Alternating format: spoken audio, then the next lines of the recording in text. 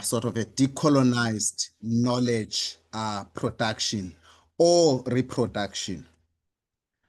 Okay, I'll start by a tribute to Professor Ngugi wa Thiong'o.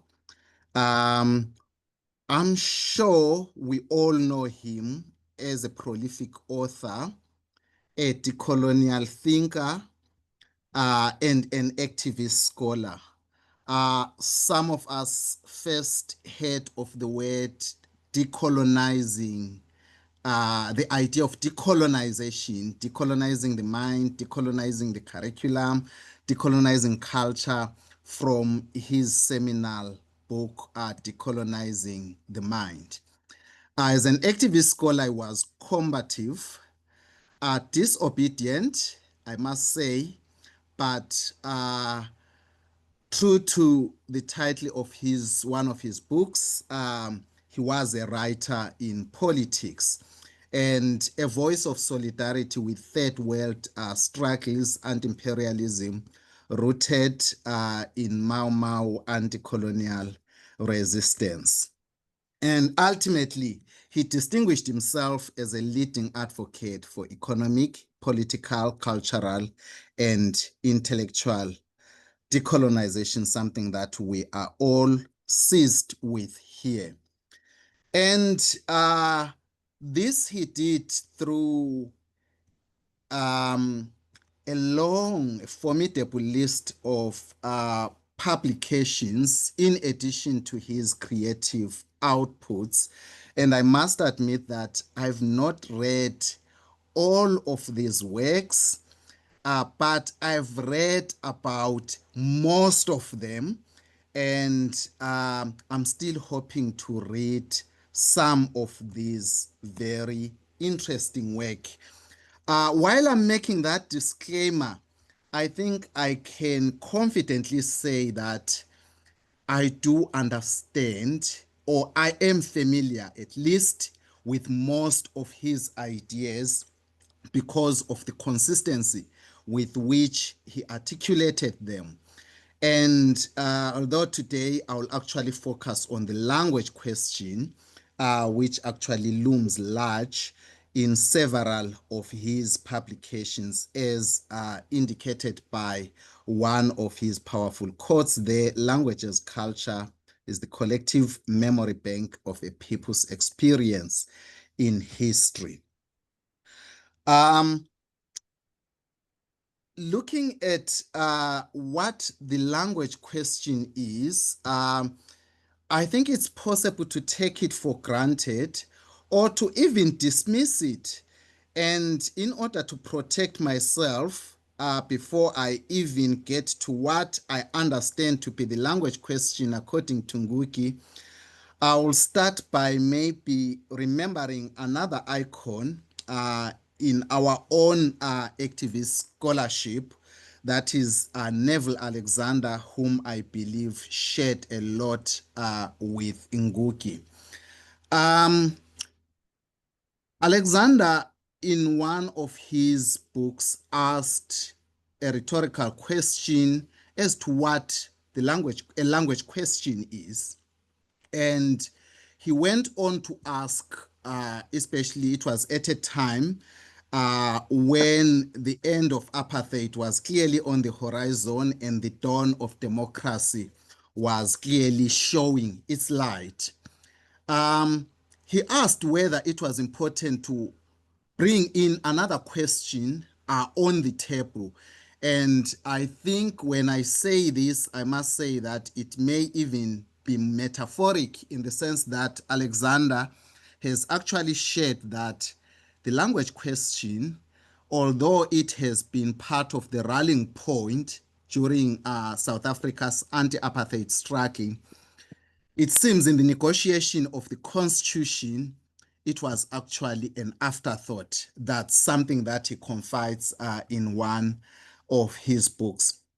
But he says the importance of the language question is that it is part of the overriding question of how do we abolish social inequality based on color, class, religious beliefs, sex, and language group. And as such, he continues to say the language question is the dilemma of what, in a post-colonial context, we should do with colonial languages and our own indigenous languages, and in the context of Africa, that is African languages, which, according to another decolonial scholar, Sabelo Kacheni Ndlovu, were among the first casualties of the colonial project. So it follows, therefore, that if African languages suffered some historical damage at the behest of colonialism, it should follow, therefore, that they should also be on the table when we discuss decolonization. And then focusing on Ngugi himself, especially in relation to language as a part of creative and intellectual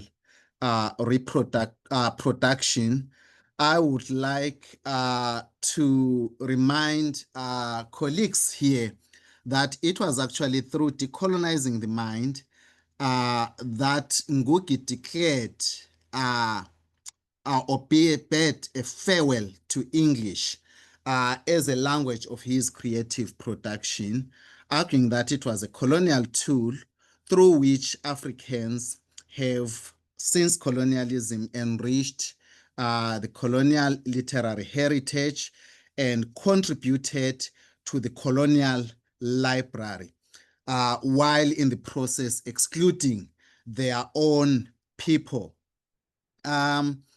When we are talking about literary production and the literary heritage, I think it's even befitting for me to highlight as a case in point the what is now called Amazwi South African Museum of Literature, which is just a few kilometers far from where I'm sitting here at Rhodes University in Makhanda, formerly called Grahamstown.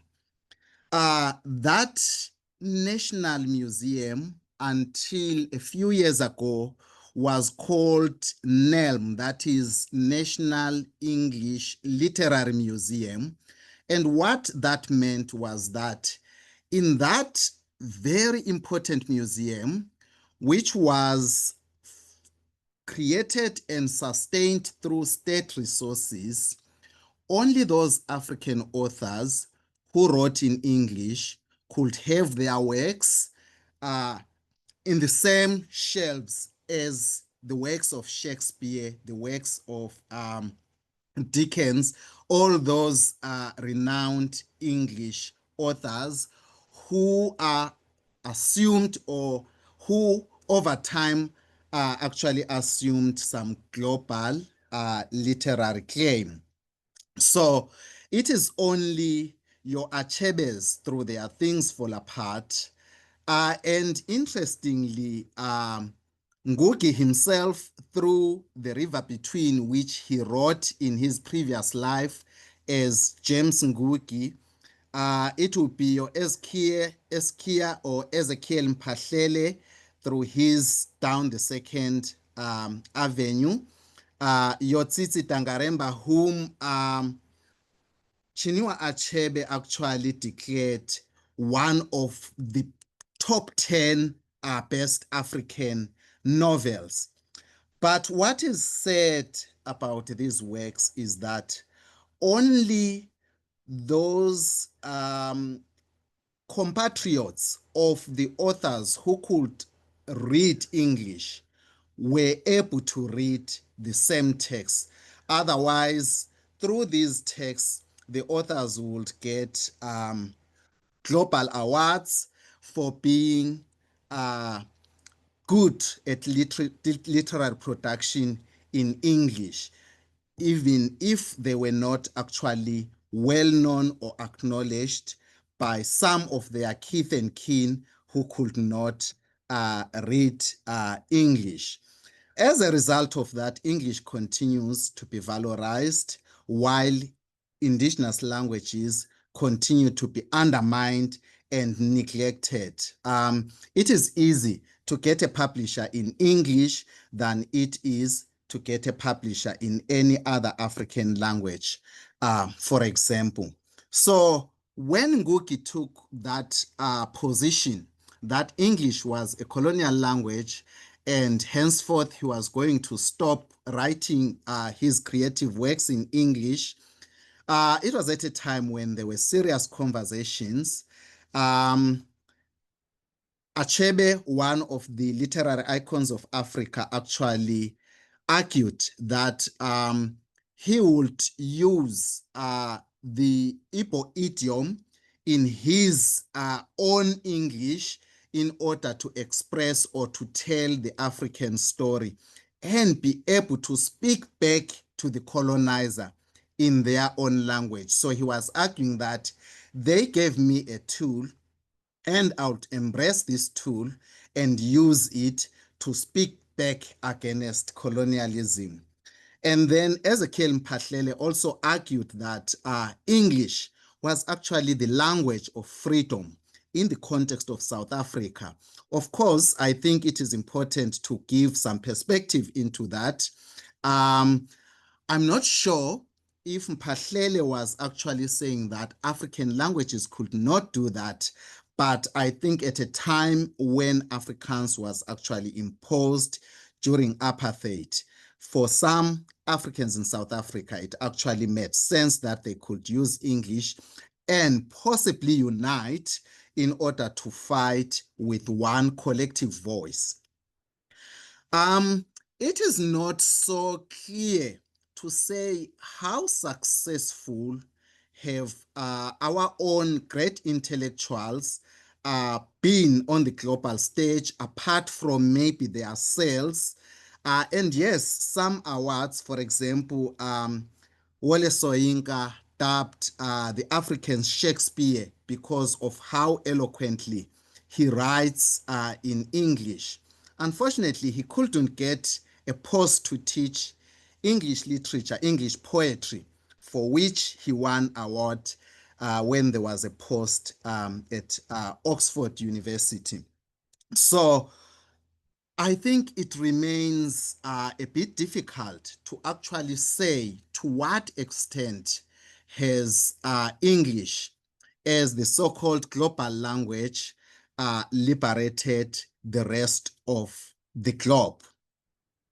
Whereas I would argue that for Ngugi, after taking his own position, which some people might or have indeed argued that it has been a contradiction because Ngugi himself has actually sold lots of copies of Devil on the Cross, I Will Marry When I Want, The Trials of Dedan Kimathi, of course, his intellectual works, Decolonizing the Mind, Moving the Center, and many others. I argue that he has not been contradictory and he has indeed been successful.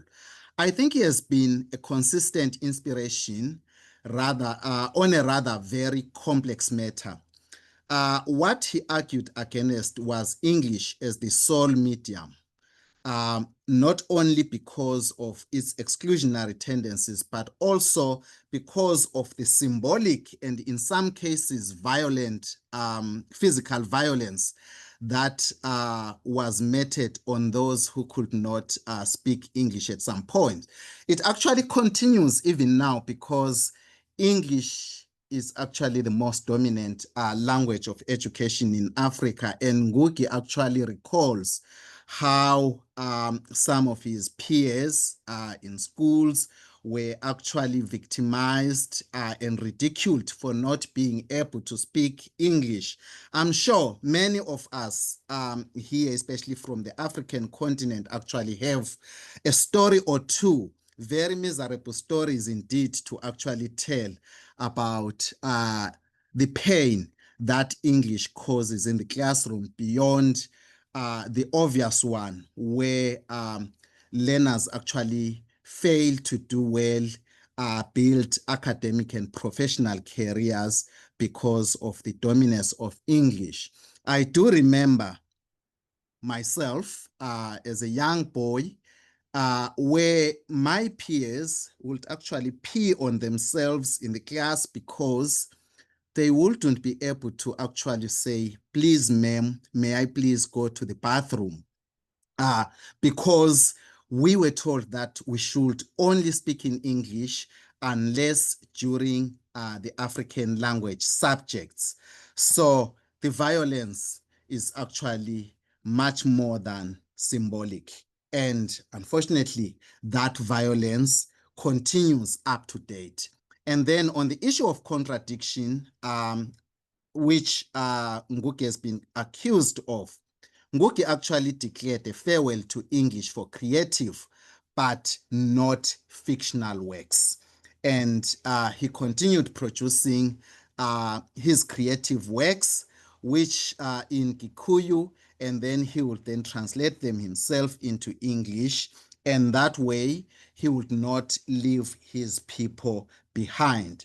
But by so doing, I think he managed to demonstrate convincingly that African languages are legitimate and effective mediums of African thought, creativity, knowledge, and artistic production, which one does from a position of strength than when they are using a language other than their own.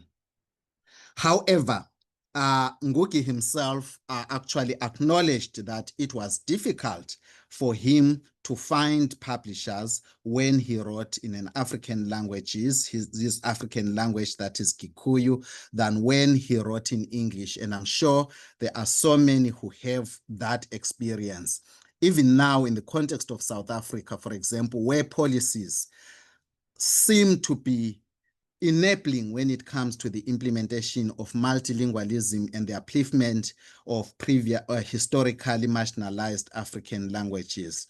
Publishers are actually reluctant to publish those texts which will actually ensure that those learners and those educators who are willing to implement multilingualism have resources for use in actual teaching and learning. That takes me, inspired by Ngugi and of course many other scholars, to the topic of intellectualization of African languages, which, as I've indicated, is very contentious here in South Africa. Um, the contention is that arguing that we want to intellectualize these previously marginalized African languages implies that we are saying these languages are actually incapable of carrying any intellectual thought, and therefore, just as our cell phones, we have to load them with some form of intellectual airtime so that we can be able to use them. So that, according to some colleagues, falls into the same decolonial threat that argues that African languages have to be modeled according to the rules of these so-called developed languages, and in our context, English, French, and Portuguese, in order for them to be used, arguing that that is actually erroneous because these languages have actually been able to carry intellectual thought. They've been means and vehicles that have been used in some powerful civilization projects in Africa. For example, the civilizations in Egypt, they are attributed to Africans. Timbuktu scholarship in Mali, for example, it's argued that it was not English that was at the center of that. And then coming closer home, the Mapungukwe civilization site, the Great Zimbabwe ruins in Zimbabwe, for example, it is argued that all those important civilizations that are of world acclaim today were actually developed without English being in the picture. And as such, it is therefore problematic to argue that the languages need to be intellectualized, or the languages are not intellectualized and therefore at the moment cannot be used. My own position is that intellectualization should be seen rather as an organic and ongoing process, which means that while appreciating the resourcefulness of African languages or any other marginalized language for that matter, for use in education and other powerful domains, we should be mindful that the years of neglect actually mean that there has to be some catch up that needs to be done if they are to be used to the same effect as those privileged languages. But maybe it is also important to actually engage with the idea of intellectualization itself, a term that was introduced by Bohuslav Havranek, a scholar, a Czechoslovakian scholar, who argues that intellectualization is the adaptation of language to the goal of making possible precise and rigorous, if not abstract, statements capable of expressing the continuity and complexity of thought, that is, to reinforce intellectual side of speech. This intellectualization culminates in scientific or theoretical speech determined by the attempt to be as precise in expression as possible, to make statements which reflect the rigor of objective thinking in which the terms approximate concepts and the sentences approximate logical judgments. He goes on to argue that intellectualization actually leads to the differentiation of functions of language, where some languages may be relegated to folk domains, whereas other languages are actually used in the so-called controlling domains, whereby no one is actually forced to learn the language, but they are compelled or they are forced by invisible forces to actually learn the language, even if there are policies which may encourage them to use their own languages. So with that in mind, I think it is fair to argue that the hierarchies as far as languages are concerned have actually been established through colonialism and some forms of social engineering that actually accompanied the colonial processes. And as such, if we are to use the previously marginalized languages, certainly there is some work that definitely needs to be done. It is on that account that I am able to defend the project that I'm currently leading, that is the research chair in intellectualization of African languages, multilingualism, and education. And part of that project actually speaks to an idea that is propagated and advanced by Ngugi in one of his latest books, The Language of Languages, where he explores the role of translation in mediating knowledge production and dissemination in a culturally and linguistically diverse globe. So he argues that instead of having one language dominating knowledge production, it is possible to have as many languages as possible. But at the same time, having done that, it is possible to then have conversations across linguistic and cultural barriers through translation. However, while he actually recognizes that potential of translation, we need to be mindful that translation itself has been colonial, less used for empowerment during colonial and even post-colonial times. For example, most of the world's languages have a Bible, but many languages do not have textbooks for teaching at the very foundational stages of education. So again, what you notice is that translation has been mostly in one direction, that is from the language of power to those languages that are marginalized, in many cases to actually impose certain ideas that have been developed from the global north.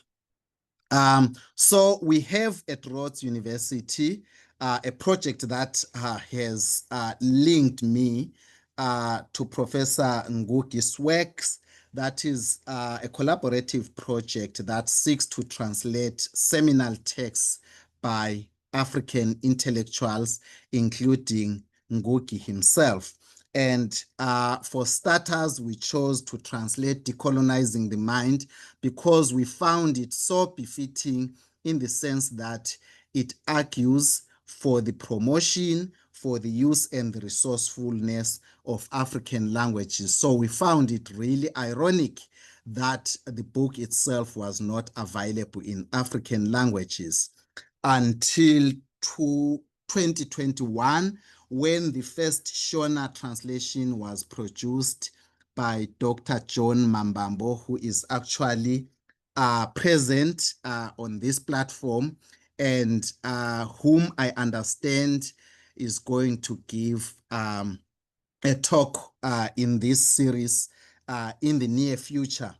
So John was actually the first to produce a translation of Decolonizing the Mind into an African language, and that inspired us to identify other African languages, and we chose Zimbabwean, Ndebele, South African Xhosa, isiZulu, and Sesotho, and Kiswahili, which really it's unfortunate that it doesn't have Decolonizing the Mind available in it. But all these translations are in their final stages of production, and we are hoping to launch them on the anniversary of Professor Ngugi's death next year.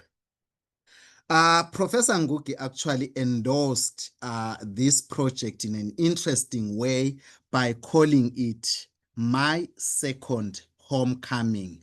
I'm sure his avid readers are aware here that he actually wrote a book, The Homecoming. So he argued that by translating texts such as Decolonizing the Mind, texts which have been produced by Africans, texts which actually show the depth of African thought, is in a way a form of repatriating those ideas, those powerful ideas which have become only available through the language that is actually accused of propagating colonialism.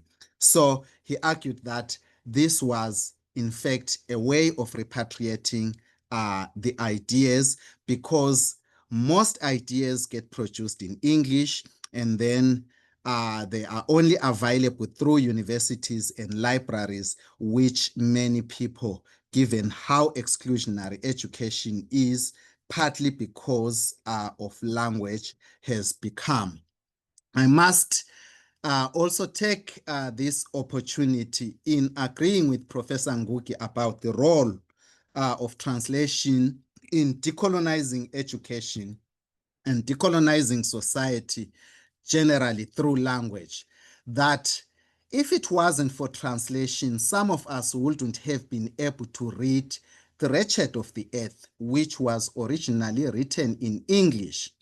But the power of translation has actually been proven further by Dr. Makhosazana Tlaba, who actually translated The Wretched of the Earth into isiZulu under the title Izimpabanga Zomhlaba. So this project, which seems to have been conceived more or less at the same time as our own project of translating Decolonizing the Mind, has actually vindicated us. And the fact that it has been successful and the excitement with which it has been received, not only among isiZulu speakers, but speakers of African languages in general, we actually feel emboldened that texts such as Decolonizing the Mind, The Wretched of the Earth, and The Pedagogy of the Oppressed, which Dr. Xaba has identified as her next project for translation, can be made available in more languages other than the ones in which they were produced. But I would also like to argue that translation should not be seen as the end, but rather as a means to an end. So as a means, what it means is that the texts that are found to be seminal, the texts that are found to be must read for our students, must at least be translated into other languages so that those who cannot be able to read them in the English language or other languages in which they were produced can at least read them. But beyond that, we should actually promote the writing of such texts in African languages or in languages other than English, because even today, the issue of language remains a thorny one. In the context of South Africa, we can trace it to, for example, the apartheid period, when students at the time actually led an uprising against Afrikaans being imposed. And more recently, 2015, 2016, we saw again nationwide student protests protesting for decolonization of higher education, and with language still being at the center, as clearly illustrated by the Stellenbosch protest, through which a film was produced, a film which simply means Open Stellenbosch. And then if we look at Rhodes University during the same time again, students protested that the university remains so white many years after government tried to actually open up these universities which were previously segregated in terms of race and color, with Rhodes University being a historically white English institution. So students indicated that, protested, for example, that you can pronounce het but not Hadebe. And others argued that, observed that all my lecturers have been white unless when teaching Black subjects. And some of the Black subjects, unfortunately, include the teaching of African languages. So decolonization of education, including through language, remains a priority, not only in South Africa, but Africa broadly. But in South Africa, there have been major policy interventions, starting with the 1997 Language in Education Policy, which targeted basic education, and then for higher education, the Language Policy for Higher Education of 2002, followed by other interventions, and now the Language Policy Framework for Public Institutions of Higher Education. And then there have been programs as well, for example, the mother tongue-based bilingual education program, which the previous Minister of Basic Education endorsed and actually rolled out for national rollout last year. And the Department of Basic Education is currently seized with the implementation of that project. And institutions of higher learning are actually busy trying to implement the language policy framework for public higher education institutions. with government support. But apart from those policy and program interventions, there have been some forms of scholarly activism which have actually produced initiatives that have been implemented in some institutions. One of the most well-known in South Africa is the bilingual, multilingual education uh, bilingual program at the University of Limpopo, which was driven by Professors Esther Ramani and Michael Joseph. And then there are many other initiatives that are currently going on, but I have here highlighted one in which I collaborated with colleagues who are themselves political scientists and international relations scholars.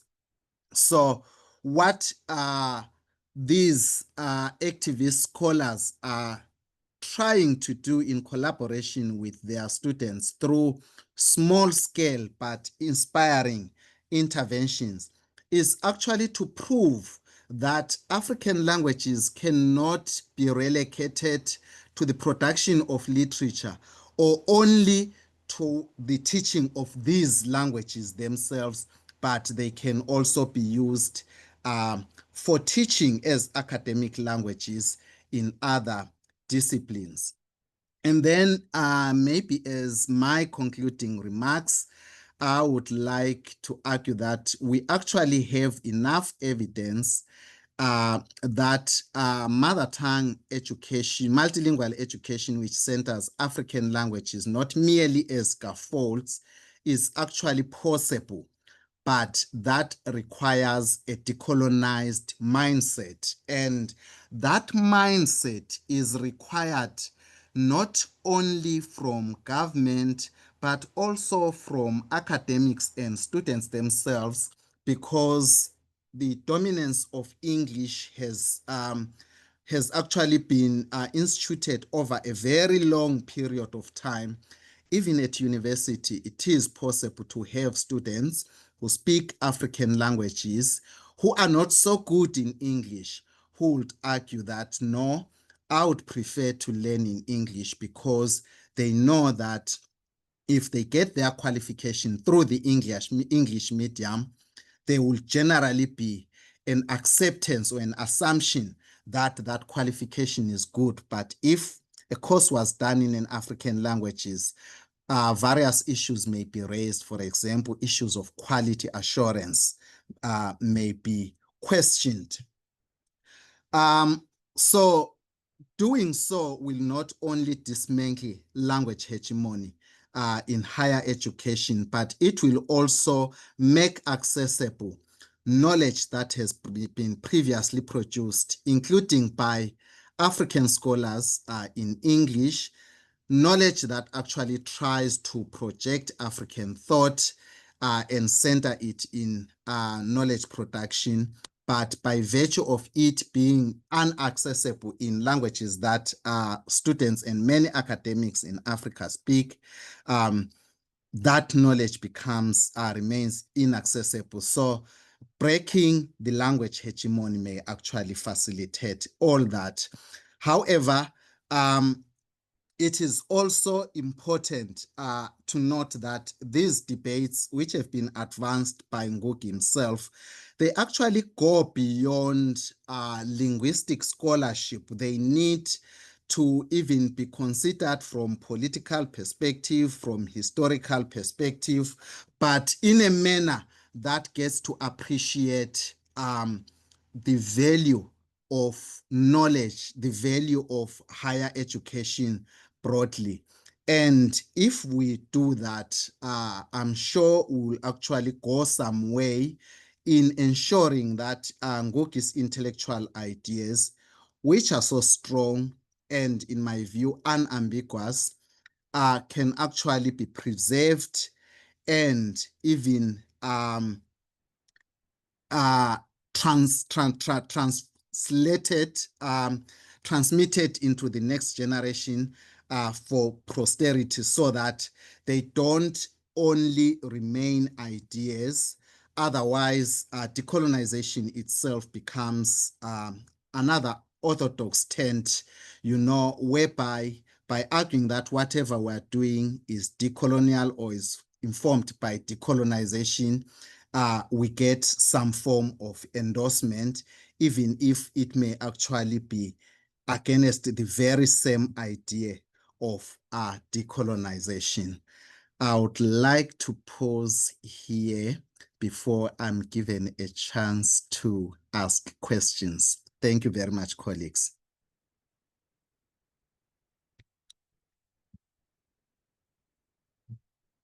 Oh, well, thank you so much, Dion, for that insightful presentation. So I now invite Professor Makoni to engage with you. Thereafter, we will have, I'll open the floor to the rest of the audience to pose questions or post questions on the chat box. Yeah. Professor Makoni. Can I please ask for the speaker to stop sharing his screen? Oh, Dr. yes. Nkomo, Pardon? can you stop sharing the screen, please?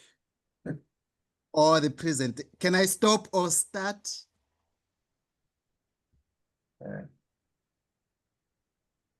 Oh, he's So if he's asking if you could please unshare your screen. okay. I'm not sure if I've successfully done that. My screen is currently messy. Okay, there's a place where it says stop sharing from your screen.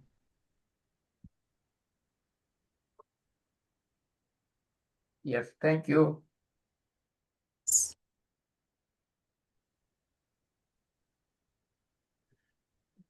Professor Makoni.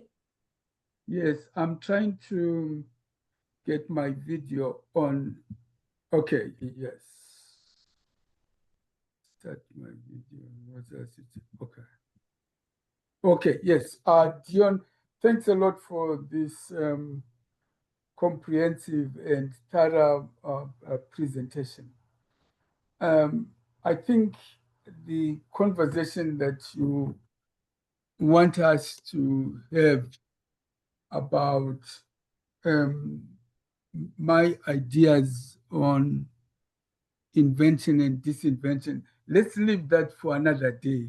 When it's the two of us, we can set up another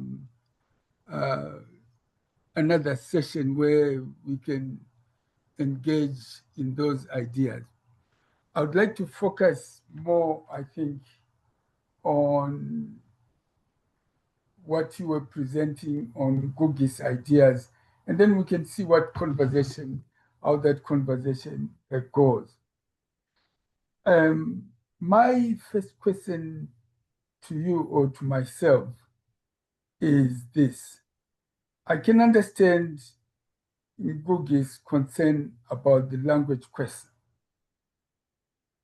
But the first question that comes up to me is, what did Ngugi have in mind by language? Was it the spoken forms, the written forms, the standardized forms, the non-standardized forms? Does he ever articulate what he has in mind when he's talking about language? Right. I can understand the question about this issue, the political aspect of it, but I'm trying to work out in my mind when he was talking about this language question, what is the language about language that Ngugi had in mind? Does he ever write about, you have read, you've done more reading about Ngugi than I have. Is there somewhere in his writing where he talks or provides a philosophical account of what he understands by language?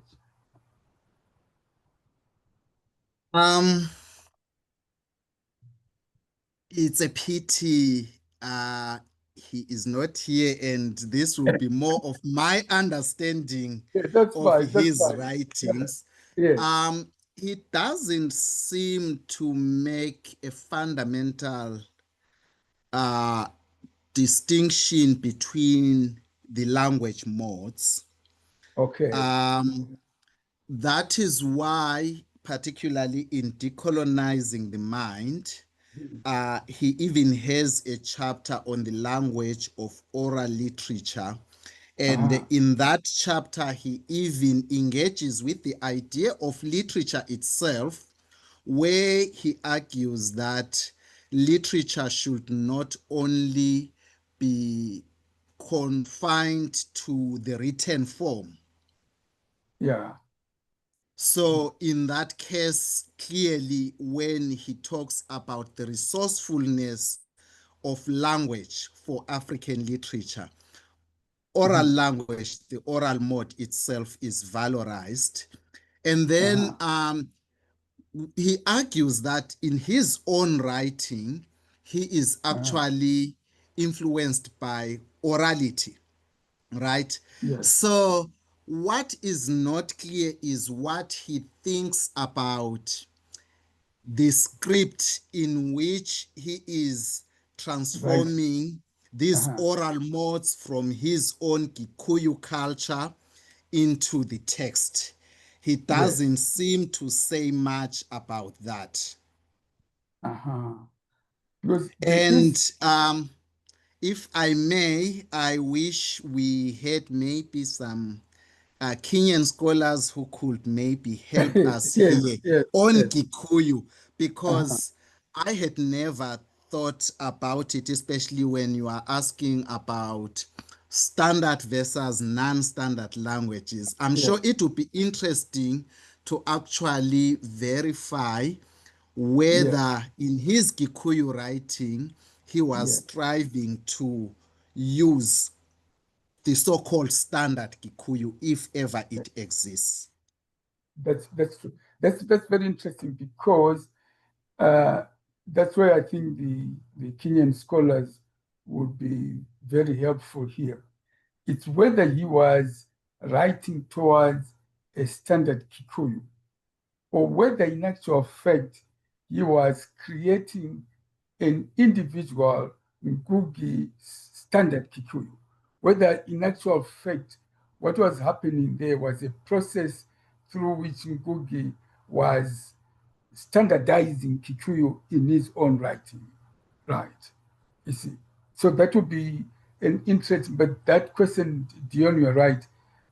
You and me are not able to address that particular question because we don't know enough about Kikuyu to be able to make that distinction.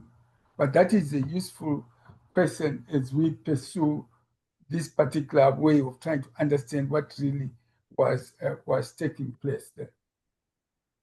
And then there is, my other question is this. You make a very powerful case about multilingualism, etc., etc. Did Ngugi see these languages as different? Does he see, for example, isiZulu, Swahili, etc., as intrinsically linguistically different? I will explain to you why I'm asking that question.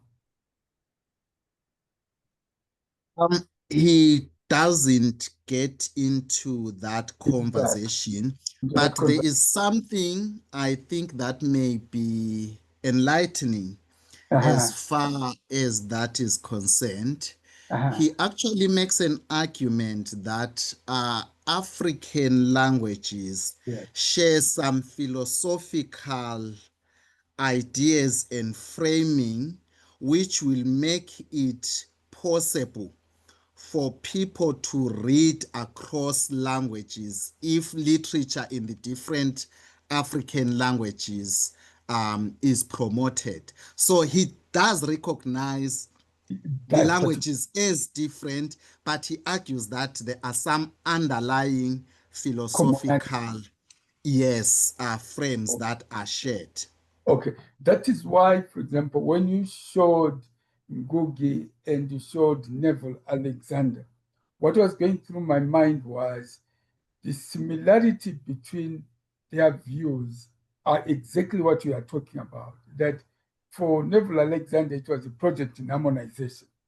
For Ngugi, to some extent, like you are talking about, that there is some underlying commonalities that run through these languages that make it possible for people to read across different languages.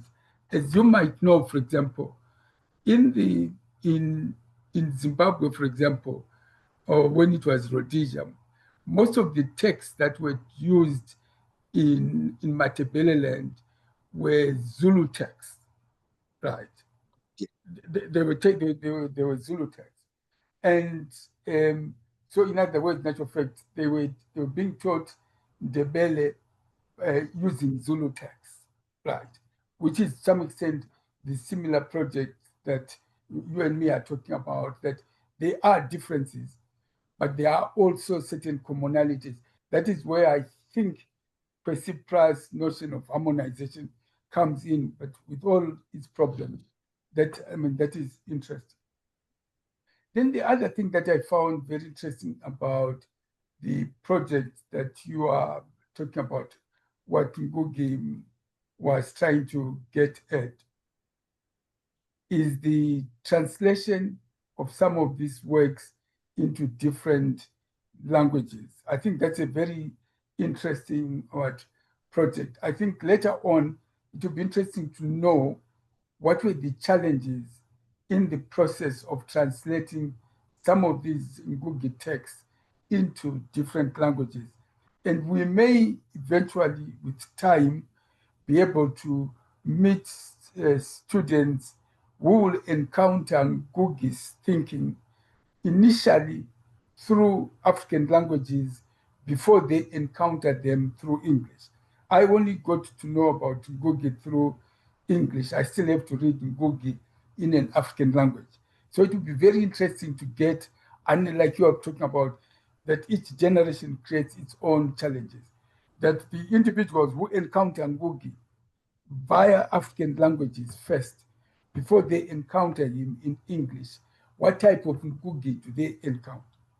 Right, because they are getting to him via a different route.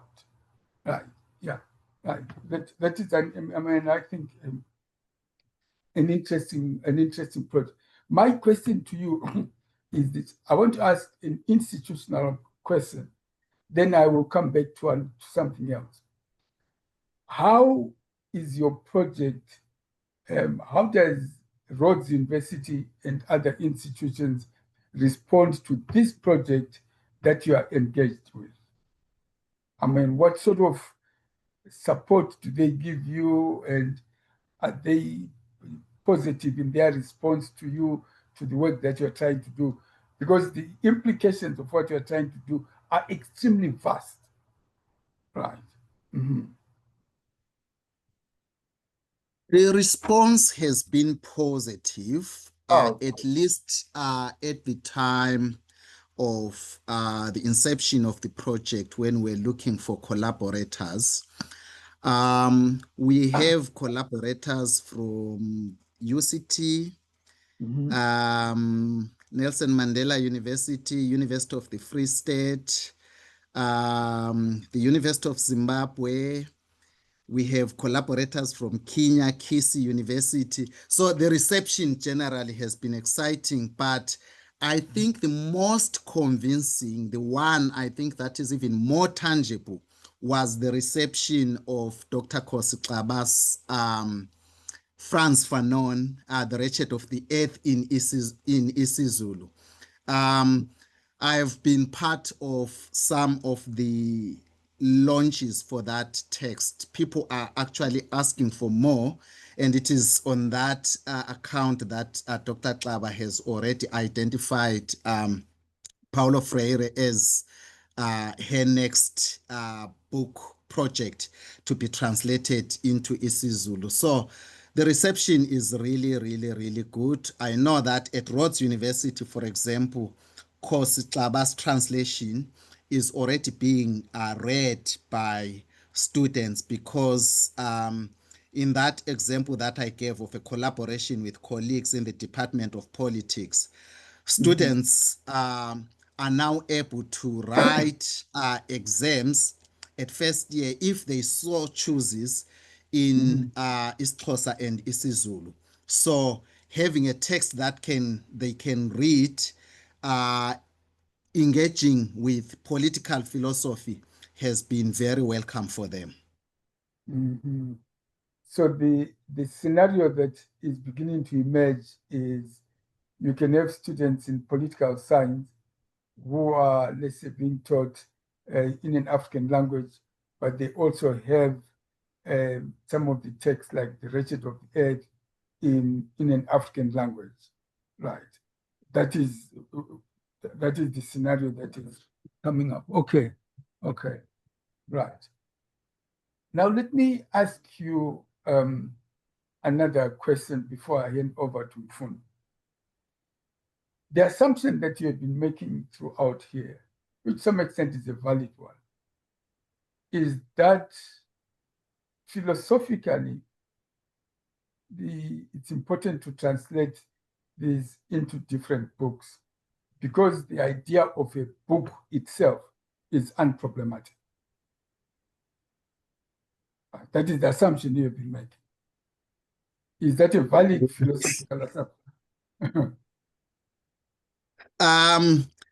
Not really. I think these texts themselves that we are translating or that can be translated are texts that have influenced both political and scholarly thinking, but not in a universal way. Okay. What I think is important is that at least people can have those ideas, some of which they may be subscribing to, or some of which they may be contending, but at least available or debating them in their own languages. Otherwise, the books themselves, that's why I highlighted the issue about some scholars seeing Ngugi himself as a contradiction when it comes to the issue of language. So we are saying at least let people read these books, read these controversial ideas in different languages. Okay. So you are saying that you would be partially sympathetic to the argument that says a book as an artifact is colonial. I fully agree that the book as an argument is colonial. In fact, we have another project also somehow inspired by Ngugi's ideas. Of course, it's not Ngugi alone. We have Neville Alexander, we have Kwesi Pra, where we are trying to produce textbooks in different disciplines. I'm leading that book here at that project here at Rhodes. It's 7 institutions which are collaborating, and these institutions are going to produce 2 textbooks in the languages, African languages that are recognized in their policies. So we have first the question of what is it that will make, say, your accounting, economics, or water and environmental textbook different from existing textbooks apart from being in isiXhosa. We have been arguing that these texts need to be decolonized before they even become available in African languages. Yes. The notion of a textbook itself needs to be decolonized before you start producing the textbooks. Absolutely. Even if we'll still say it's a textbook, I think it almost goes back to the question of language, that we recognized languages as social construct, but we can't ignore that now we have isiXhosa or isiZulu. Yes, I agree. Okay, thanks a lot. Thanks. Mfundo, let me hand over to you. I think there are a lot of people who would like to jump in here. Professor Arthur Spears. Okay. First, I want to thank you for that very rich and fascinating talk. And it has made my mind just about to explode because you've raised so many central issues. I want to make 4 points, and as always, I'm going to try to make them as quickly as I can, because due to your mischief, I could talk for about 12 hours in response to what you had put on the table. Thank you. Thank you. That was a great talk. Let me do this as quickly as I can. I want to make 4 points. The first has to do with what is language, what is a book. And that is something that has bedeviled us. And I think what we have to do is step back and remember some concepts that are already circulating. But sometimes we're so focused on a particular problem, we assume that we have to provide a new solution, but the solution is already there. Number one, what's a language? And of course, Century has worked very much on inventing and disinventing language. I believe we've been thinking about languages in the wrong sense, and I think some of Solly's work helps disabuse us of those notions. I'm not the same person that I was yesterday. I'm not the same person. I'm a different person. But I am the same person. Yesterday, I had a backache. There were a number of things that I could not do, and it changed my worldview in some small ways. So I'm a different person, and I'm the same person. And how do we as scholars capture that? Languages. Standard mainstream English is not the same language that it was 5 years ago.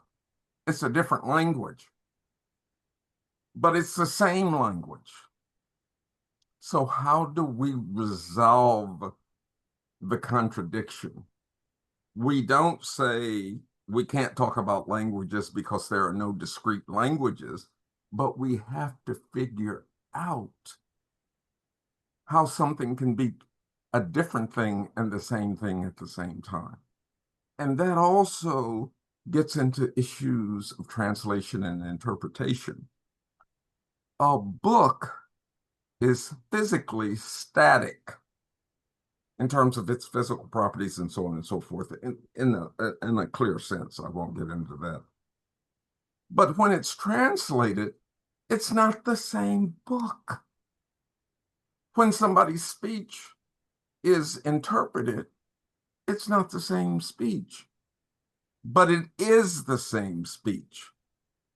And we have to figure out how to explain that.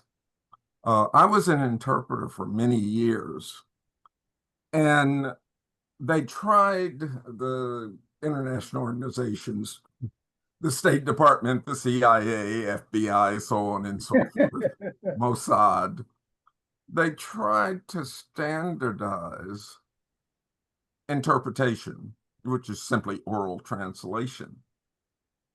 And we were given words to translate with. When they say this, the word in French that you use for that at the UN or wherever you are is this. Now, the English word has several senses. It has 5 senses.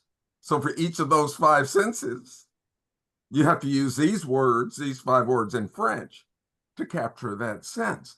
In other words, at a pre-theoretical level, the people who were running interpretation for national and international organizations knew that they had a language problem on their hands excuse me, and they were trying to solve it with standardization. I think what we have to do is step back a little bit and remember some fundamentals that have been circulating for some time. And they have to do with how thinking has been affected by that bundle of things we're dealing with: modernity, industrialization, capitalism, and mega exploitation, which have produced in turn certain mega problems. And one is the interchangeability of parts, which was fundamental for industrialization, which was fundamental for modernization, et cetera, et cetera. These things are all interrelated. Scheduling, the domination of time, so to speak. Digitalization versus analog conceptualization, thinking, and producing. And that cluster, modernity, industrialization, capitalism, et cetera, wants to make things interchangeable because they want to standardize. They want to schedule and dominate time because they want to standardize. All of these things are implicated in the, quote, problems, unquote, that we're dealing with today and in general in our language scholarship. One of the things I'd like to do very quickly is talk about translation into stigmatized languages. We not only need translation into Swahili, Zulu, or Kiswahili, perhaps I should use the prefixes, etc. We need translations into African American English because the students have fundamental language obstacles when they come to college with the educations they've been provided with. Let me give a quick example. I used to do an exercise on internalized oppression, and I gave the students Fanon, Blauner, a follow-up to Fanon, and various other things, and of course, class lectures. I was amazed when so many of my students of color from working class backgrounds, and in those days they were primarily Black and African American students, could not get the idea of internalized oppression. I was totally blown away. What's going on? And I decided to keep working at it throughout the semester while I was introducing other things. And to make a long story short, what I found out is they could read Fanon translated into standard English. Some read it in French, but they missed certain fundamentals, and I couldn't figure out what was going on. And what I got down to by the time the class came to an end was there was something going on with their concepts surrounding ideas versus actions. And I was not able to get to the bottom of it, but that seemed to be the core of this problem in getting these texts across to the students. And what was needed in that situation was a translation into African American English, particularly for the African American students who were the majority in that classroom. Most professors don't have that problem because they don't have a lot of working class public school educated students where these problems in translation and interpretation come up.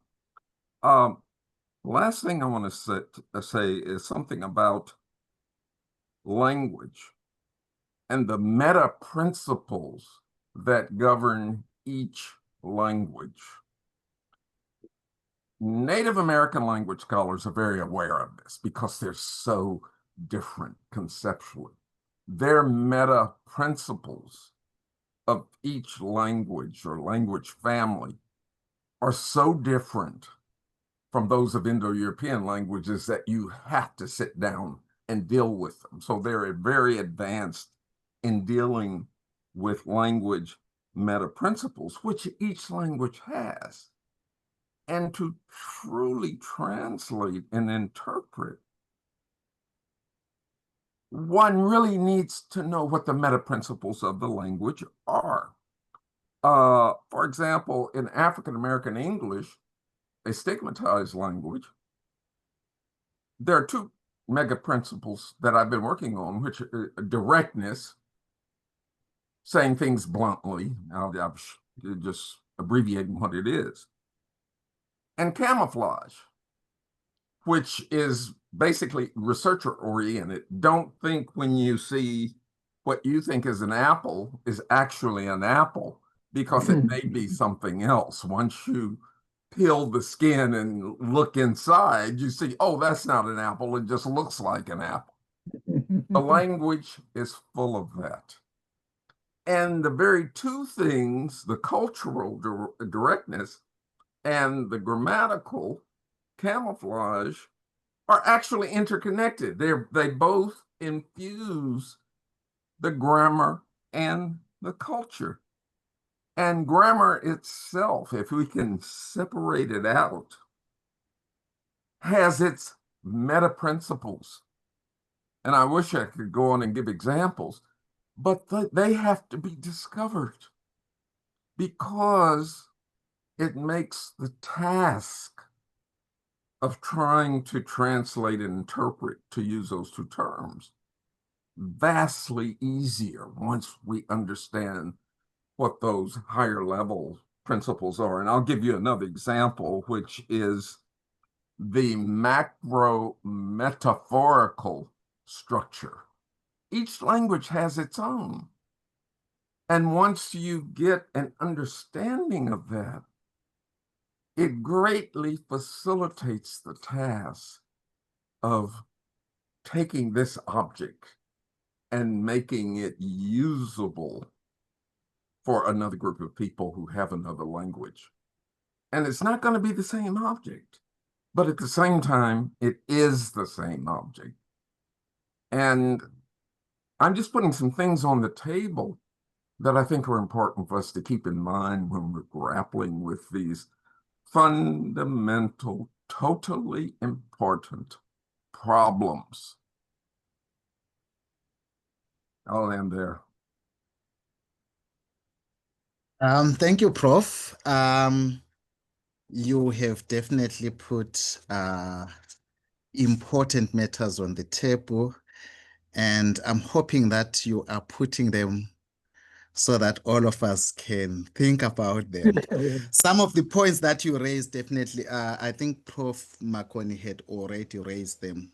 Firstly, when he asked what I thought or what I understand to have been Ngugi's idea of language. I'm honestly not sure if there's anyone in this particular forum at this moment who can engage with the question of language better than Prof. Makoni. What I can at least do, I think, of course, inspired by Prof. Makoni and others over the years, is to admit that the idea of language itself is very problematic, and it has become difficult for some of us who find themselves in spaces where our work, be it in practice or in scholarship, has to deal with a language problem. Of course, one may even ask further and say, what is a language problem?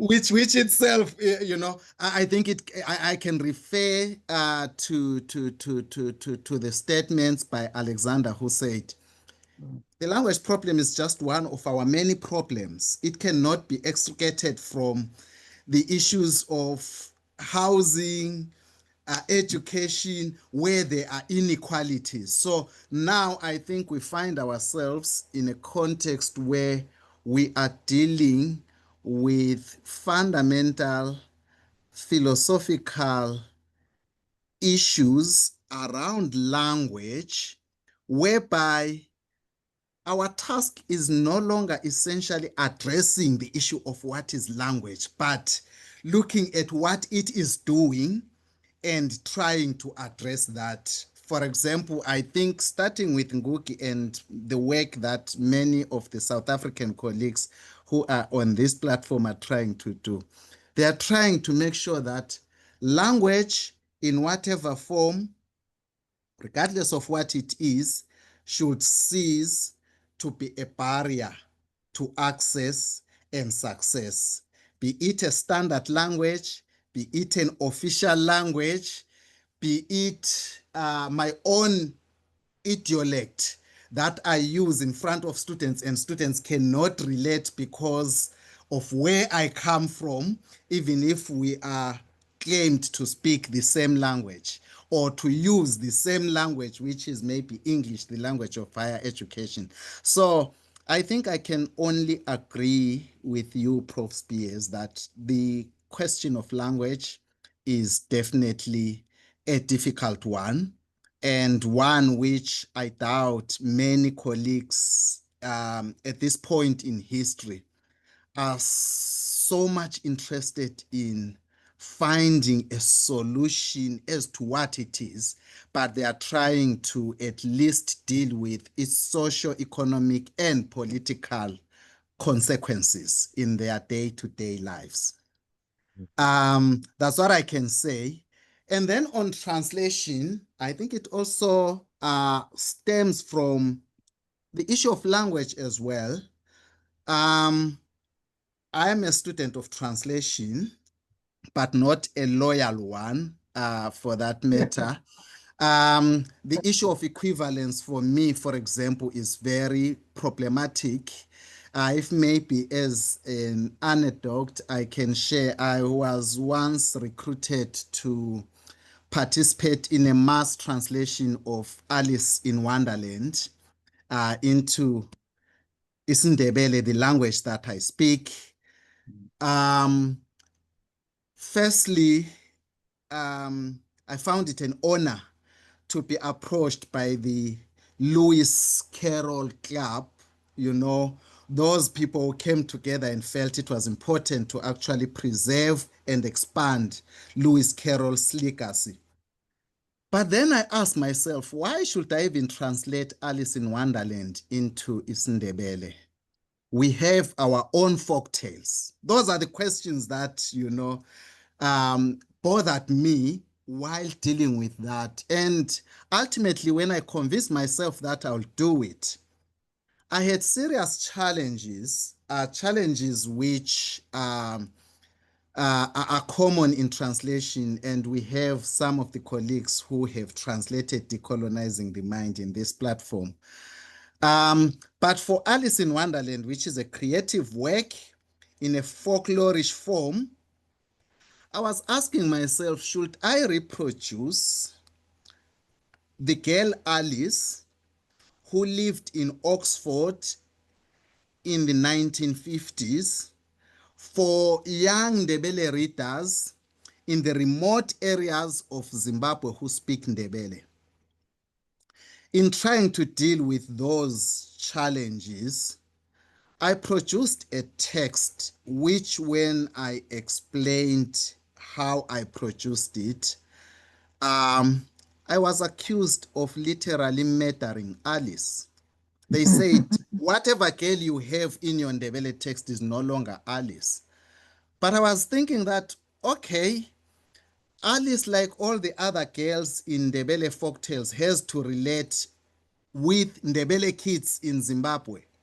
So if this Alice is a different one from the Oxford blonde girl of the 1950s, but you can have kids in Zimbabwe relating to, so be it. At the end, I was convinced that what I produced was actually an adaptation. And I accepted that unapologetically. At that point, I felt that when we think about translation, we should not just think about the text itself and the author of the original text who produced it for a particular audience, but we should at least think about the message and the effect that we are envisaging for those who would read the final text. And in that process, lots of things may happen which may lead to other people arguing that you have not translated. And I fully agree when it comes to the issues of grammar, when it comes to language. I also saw there was a comment, maybe a question on the chat about intellectualization of African languages being an ideological idea of trying to impose colonial language structures on other languages, because we intellectualize so that this language can be used in the space that is currently dominated by this language. And therefore, we assume that for this language to serve this same purpose, we must actually engender in it certain features that more or less approximate those of the original language, the language in which the original text was. I fully agree. All those ideological and political processes that as scholars we should not accept as if they are innocent. So for murdering Alice in Wonderland, guilty as charged. So the next question is from Ashraf, Professor Ashraf Abdelai. Dion, thank you very much for the useful presentation. I did very much enjoy the entire presentation, even the way you presented to us the work of Nkomo on language. Let me start by commenting on one of the simplest significant questions.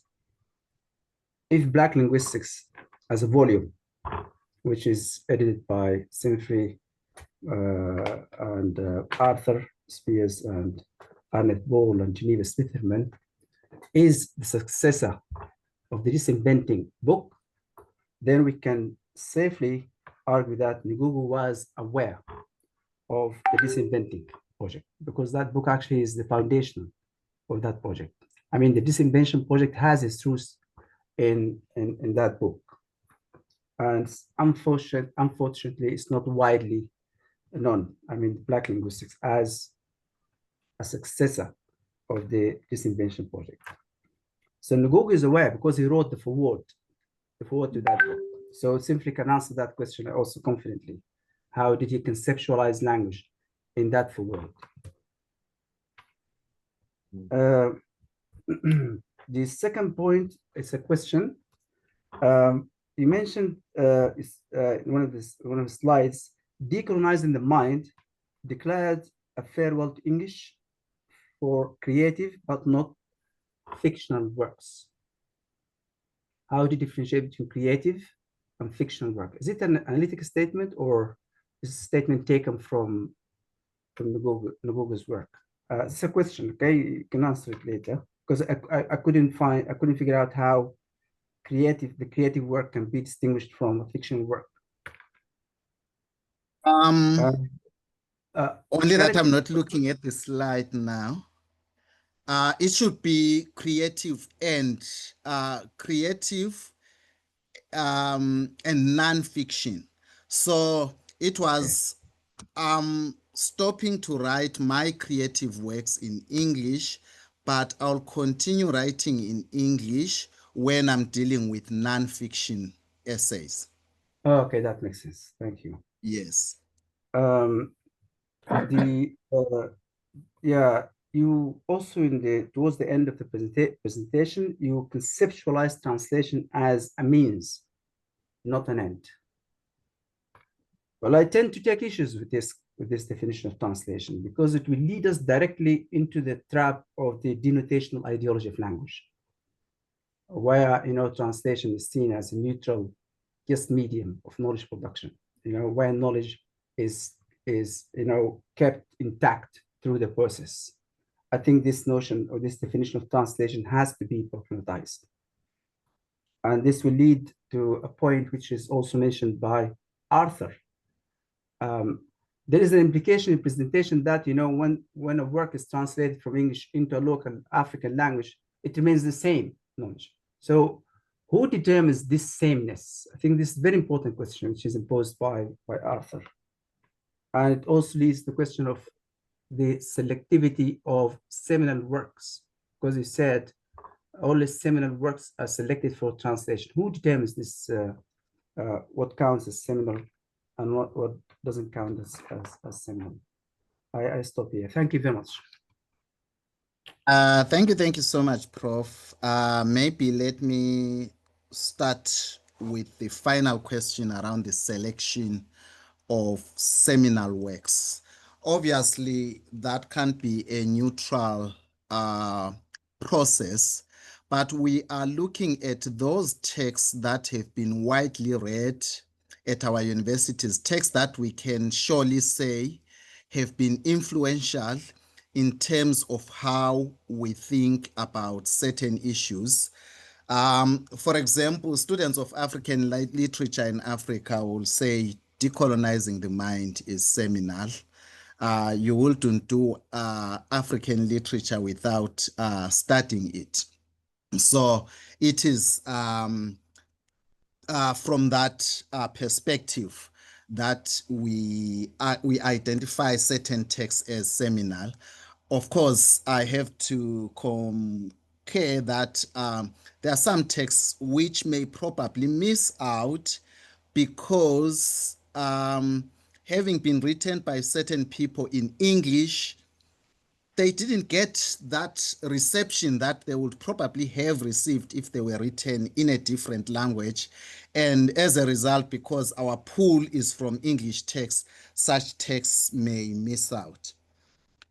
And then on the statement about translation as a means, not an end, what I meant didn't have to do with just one translation, but with the translation project, whereby we are saying to have texts in these historically marginalized languages, one strategy could be to translate certain texts into the languages. But I'm saying it should be a means, not an end, to imply that we should also start writing in these languages instead of relying only on translation. That's what I meant. Thank you. Okay. Thank you. The next question, the next comment or question is from Professor Sibusiso Cliff Ndlangamandla. And it reads as follows. Very interesting presentation, Professor Nkomo. I ask your comment on how a translated Fanon text that is only used in the politics discipline currently can be part of an institutional project of a multilingual or bilingual academic literacy project that could be implemented across Rhodes and other collaborating universities. In addition, this idealized picture I am painting should also include other interventions such as language for specific purposes, research dissemination, and so on. Thank you so much, Prof. Ndlangamandla. I agree with your very final point that other interventions should be considered. Only that for today, and building on Ngugi's ideas, I think I sort of limited myself. But in the other project that I mentioned, that is the National Project on the Implementation of the Language Policy Framework, for example, colleagues across different universities in South Africa are producing texts that deal with language for specific purposes. So it's not only these texts that are already available, the texts that we have at least branded seminal for now, that are being targeted within the broader framework of what we call intellectualization of African languages. And then regarding Frantz Fanon's translated text, I was just giving its use at Rhodes as an example, but I know that it's been well received in other institutions. Frantz Fanon, I did not do politics myself, but I read Frantz Fanon as part of my literature module, undergraduate module. So for that, I expect it to be read beyond politics and international relations. I expect it to be read in history. I expect it to be read in psychology when it talks about issues of violence, for example. So that was just an example, but the launches of that book have just emboldened those who believe in making texts available in African languages. Okay. The next question is from Professor Salikoko Mufwene. Thank you very much, Professor Nkomo, for that brilliant and very informative presentation. It brings up a lot of practical issues and questions. And one of them, and I especially like your highlighting the fact that translating from English to an African language or from whatever European language to an African language is in itself a perpetuation of the colonial practice within a framework in which the indigenous languages are subordinated to the colonizers' languages. That's very, very, very useful. And it helped explain why Ngugi Wationgo was so committed to writing in Gikuyu, his mother tongue, first, and having that translated or translating the work himself into English. Now, I'll give you a couple of anecdotes. In 2019, I was invited to speak at Kenyatta University at Kitui to celebrate Mother Tongue Day. And on that particular occasion, Ngugi Wationgo was also visiting the university, and a big fair was organized in that honor for that occasion. And the publisher brought several books by Ngugi Wationgo in Gikuyu. There were very short queues before the display table, but a larger crowd gathered around where Ngugi was going to be seated, and they were waiting for it. I think this for me shows a practical aspect of writing in indigenous languages, the buying power of the market, of the targeted market, the targeted readership. So for people that are doing applied linguistics, I think that while we support the endeavor to publish in indigenous languages, we should also advocate for economic development, because if that doesn't happen, then it's not really rewarding for the people that are publishing in indigenous languages. The second anecdote is in 2006, I went and spent a month in Martinique, and I stayed with a couple of retired, a retired couple. They hosted me in their house.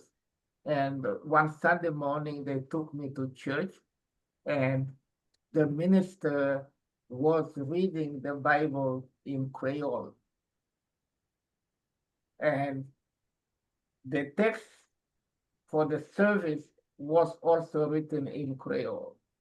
And these people who were quite literate had a hard time reading the text, the written text in Creole. There's another aspect here. If the language in which you acquired literacy is not the language in which you are reading something, there's a kind of barrier. I, as a non-speaker of Creole, but a linguist, help them interpret the written text because that was not the language of the literacy.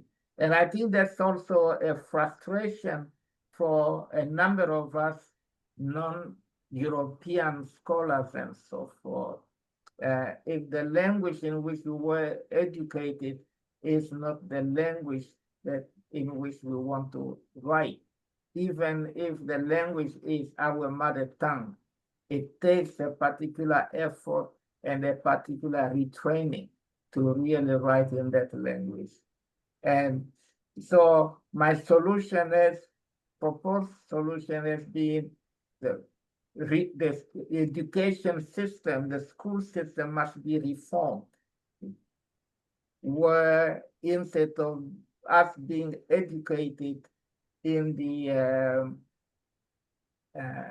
European language and then having to translate that knowledge into our indigenous languages, we should have school systems in the context of general economic development that function in indigenous languages, that use indigenous languages, not necessarily our mother tongues, because there are a multitude of them, but at least major languages that people can find useful, that education itself should be to prepare people to be practical citizens in their own countries rather than to produce intellectuals that have to compete with foreign intellectuals first. So that's one of my reactions to it. And to close this, when I try to translate what I do in one of the indigenous languages I speak, I'm very slow because I cannot package the information forcefully in my own indigenous language, although the idea is clear to me. And especially when I notice that the translation, as Arthur Spears was alluding to, doesn't really package the information the same way. And you are right. The translation must be an adaptation, but not really literally a translation, because if you do that, the message that you are conveying to your new audience or your new readership is not the same as you had in mind. So I would like to hear your reactions to this observation. Thank you, Prof. On the issue of the economy, maybe it expands to the concept of the knowledge economy. It is a serious issue that even if people can produce texts in languages other than English, the market dictates will determine how far they can go and whether such a project can be considered viable and sustainable in the long term. I can share that with our translation project, the publisher made it clear to us that it will really be great for us to publish Ngugi's work in different languages. They were excited about it, but they indicated that you will definitely need to pay us a subvention for us to be able to buy into your idea. It's brilliant, but if we just publish, no one is going to buy these translated books. So if you give us something so that at least we can make even, then we are willing to publish them.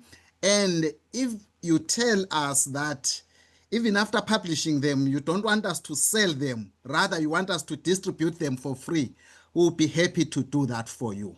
So we had with one publisher here in South Africa. That's the kind of agreement that we had to come into, that will publish, but because we are using state resources for this project, we'll actually distribute the books freely in the universities and libraries. It was interesting and the opposite for the Kenyan publisher of the Kiswahili text, who said, you people must pay us because we are the original rights holders of decolonizing the mind in English. And if you publish it, you translate it into Kiswahili, we know that you are going to sell over 50,000 copies, so you are going to make money. Before we agree with you to publish, please pay us 15,000 US dollars. It was a difficult one, but how we managed to win it at the end, we argued that we are doing the translation. We don't even want the money. The translators are not even going to claim royalties. If you are so convinced that translating this into Kiswahili is going to make you more money, why should we pay to get the book translated? It's your book. You want us to pay to translate the book, and you are saying it's going to sell. So we had a contractual deadlock with the publisher in Kenya until Professor Ngugi intervened. And he said, I just want the book published. And at some point they were reminding him that, but we do have the rights. He said, yes, but I want the book published. So the issue of the economy was definitely a big issue there. And then the point about language and literacy is playing a big part when it comes to the implementation of multilingualism in higher education. Because here we are getting students who have been educated for over 12 years through English, even if African languages might have been used through translanguaging and other interventions in basic education. Assessment has been in English. So when they are here as first years, they find us here, we are saying we are trying to be progressive with our language policy. We'll make some readings available in your language. We discover that they can't read or write in their language, but rather they can speak the language as well, which then brings in the question of language modes. If we want to bring mother tongue interventions, what modalities should we use? Because clearly the written one for people who have been educated up to a time when they are about 20 in a different language, even if they are not very good in that language, you find out that they are actually better for educational purposes than in their own languages. So we have that serious dilemma. And the best way to address it in the long term would be to have alignment between the lower levels of education and higher education, whereby the policies have to be aligned and these interventions are started at the early ages where kids don't grow into that mindset of thinking that my own language is good for the home. When I get to school, it's only English, because that becomes another issue, the issue of stigma. when they have to come out and say, yes, I'll be happy to read these texts that have been made available in my language while others are reading in English. Those who are reading in English will be seen as the smart ones.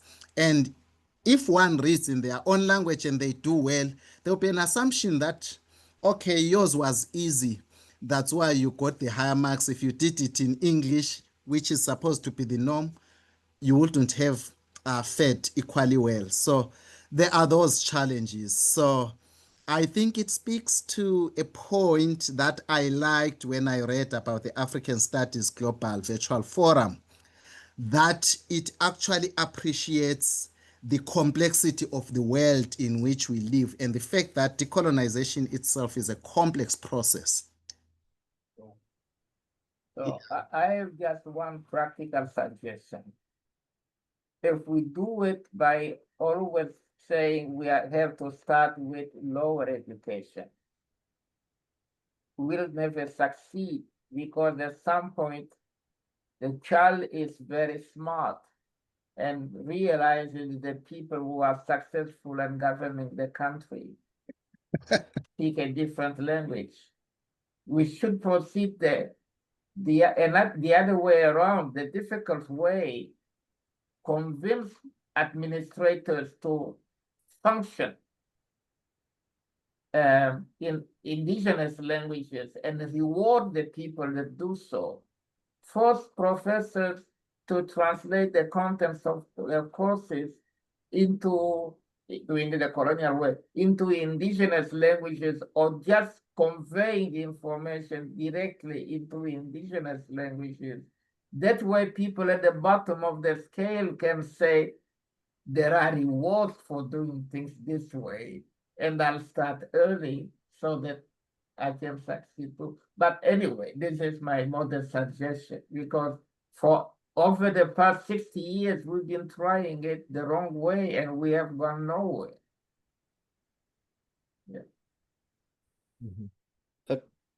I agree, Prof. Incentives are very important. I think earlier when I was talking about intellectualization, I made reference to what Sibayan calls the controlling domains, which he defines as those spaces where language use influences people's attitudes towards languages, where their choices of the languages to be learned are sometimes antithetical to policies that may be seen to be supporting multilingualism.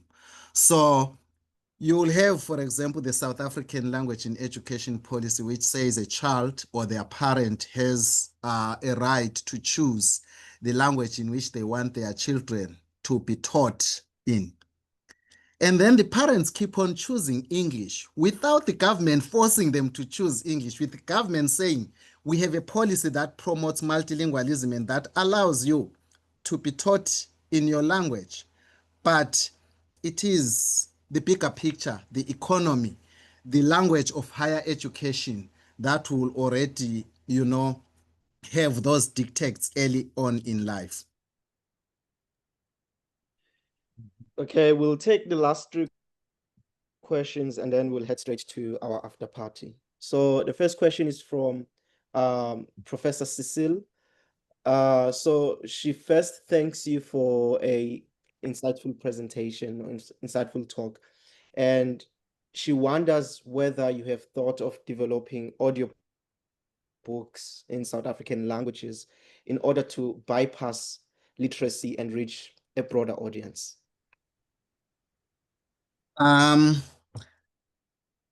If I'm speaking as a South African academic, I can confirm that there are colleagues who are producing audiobooks, multilingual audiobooks, but that's mainly for early literacy. So it's a yes, they are being produced, but they are not part of the project that I'm working with. Okay. And then the next question is from Professor Ashraf Abdullahi. So it's a quick, thank you. It's a quick point. Do Decolonizing the Mind is translated into Arabic as تصفية استعمار العقل. It's translated by Saad Youssef in 2010. The question is why isn't that translation included in your list? Let me see how Ngugi, on Ngugi's terms, how Arabic is defined. Ngugi said in the book, the same book, Decolonizing the Mind, in response to Ali Mazrui, he said Arabic is now an African language, unless we want to write off all the indigenous populations of North Africa, Egypt, and Sudan. It says Sudan not being Africans. I mean, sorry, it said Sudan as not being African. Let me say again, Arabic is now an African language, unless we want to write off all the indigenous populations of North Africa, Egypt, Sudan as not being Africans. So I suggest that you include this translation into your list. Thank you very much. Thank you so much. I think that's the question may be that I think the issue would also apply to the dilemma that we have here in South Africa regarding Afrikaans, whether it is an African language or not. But I had missed it, but we'll definitely include it. Thank you. Because this is the conceptualization of Arabic by Ngugi himself. It's Ngugi's terms. He said he defined Arabic as an African language. That's Ngugi's. I fully agree. Yeah. Yes. No, I'm not opposed to that, but I think this shows beyond, I think, the limitations of our research when we were checking here, that generally it is mainly the translations to European languages that are counted. If you translate to other languages, in some cases, it may happen that someone comes back one day and says, well, the first translation into an African language was produced in 2000, and produces that translation, and you realize that beyond that linguistic community, no one knows about that translation. Okay. I want to know if, Ashraf, you consider Arabic as an African language. Well, I do. Okay. If language is defined as, as a situated process and so on, Okay. it's an African language. But again, what counts as Africa? Again, on Africa.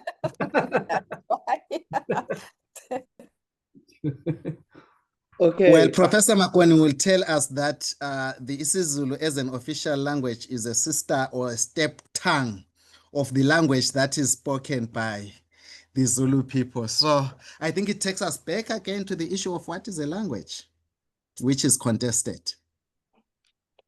Okay, I understand that we are still having insightful discussions. However, we've run out of time. So I'm just going to take the last question from Arthur Mukenge, and then we can head straight to the after party, which is the unrecorded session. So Arthur asks, his question reads as follows. In the process of decolonizing education, which should take priority? Is it the language of instruction or the content of the curriculum, and why?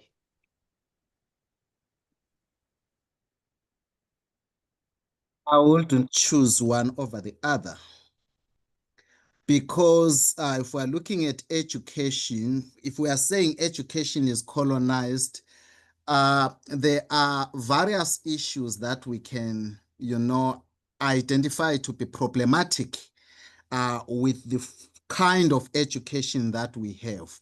So when we are decolonizing, we have to attempt a holistic approach whereby we don't prioritize one aspect over another. So in our context, when we are thinking of decolonized education, the language question can't be left behind. And that does not mean merely including the language, but it also means looking at some, features or resources of those previously marginalized languages which do not manifest themselves in terms of content because of the language that is being used. Okay. Well, thank you so much. I now invite Professor Makoni to make his final remarks, and we can then head straight to the after party. Professor Makoni.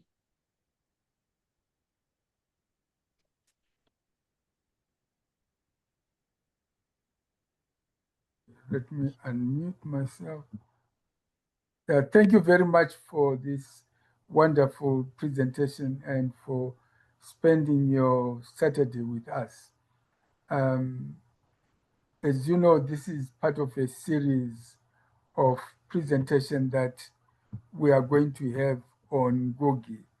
And it would be nice to see you in the next Ngugi session. Now we are moving into what is called an after party, in which you can talk in any language. You can, you don't have to answer any questions, because it's just a general discussion. I think we must say thank you. All of us must say thank you to Dion for the work that he's doing and for joining us on a Saturday. Right. Okay. Right. Okay.